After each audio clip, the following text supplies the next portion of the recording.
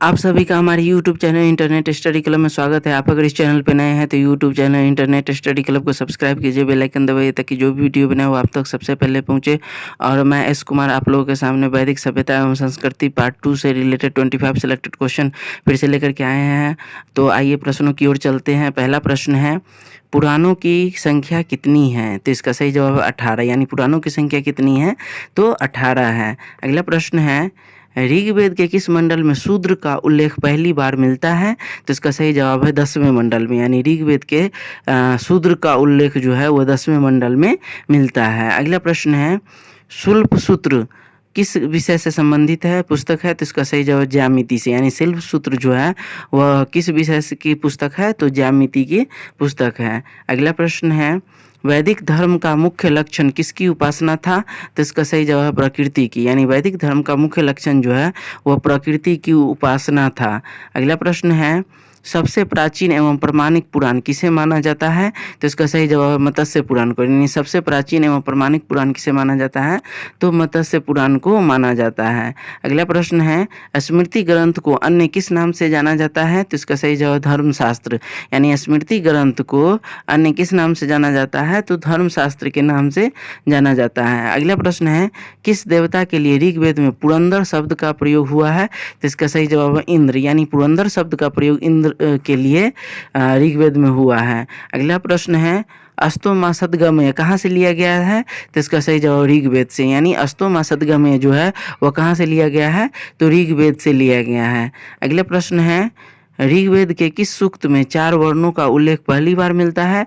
तो इसका सही जवाब पुरुष सूक्त में, यानी ऋग्वेद के पुरुष सूक्त में 4 वर्णों का उल्लेख पहली बार मिलता है। अगला प्रश्न, भारत में बाहर से आए और सर्वप्रथम कहाँ बसे थे? तो इसका सही जवाब है पंजाब में, यानी आर्य जब भारत में आए तो सर्वप्रथम कहाँ बसे? तो पंजाब में बसे।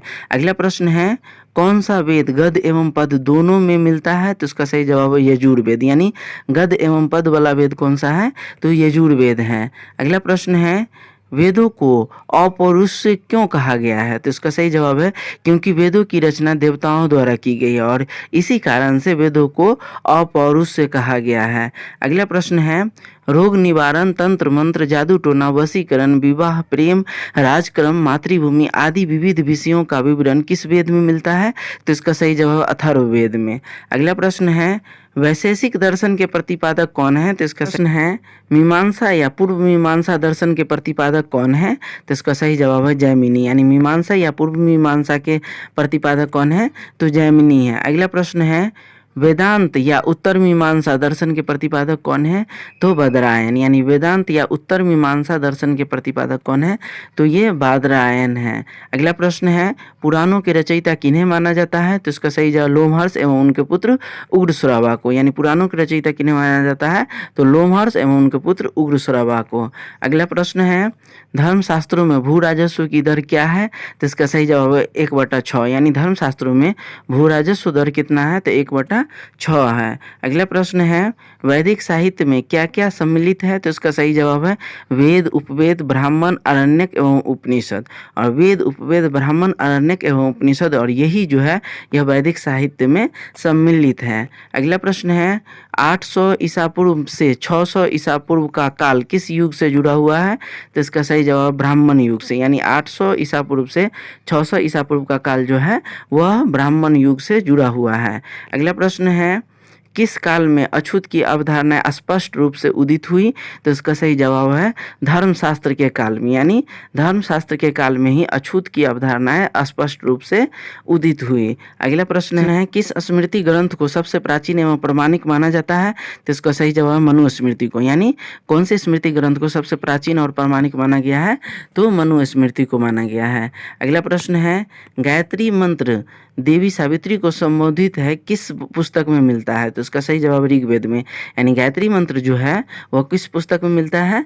तो ऋग्वेद में मिलता है। अगला प्रश्न है, न्याय दर्शन को प्रचारित किसने किया था? तो इसका सही जवाब गौतम ने, यानी न्याय दर्शन को प्रचारित किसने किया था? तो गौतम ने किया था। अगला प्रश्न है, वैदिक साहित्य के अंतिम अंग किस उपनिषद को कहा जाता है? तो इसका सही जवाब वेदांत को, यानी वैदिक साहित्य के अंतिम अंग कौन से उपनिषद को कहा जाता है? तो वेदांत को कहा जाता है। तो ये वैदिक सभ्यता एवं संस्कृति पार्ट 2 से 25 सिलेक्टेड क्वेश्चन आप लोगों के सामने लेकर के आए थे।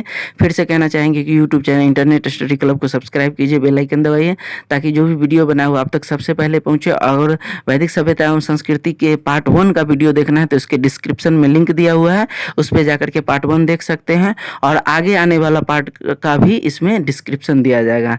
Thanks for watching.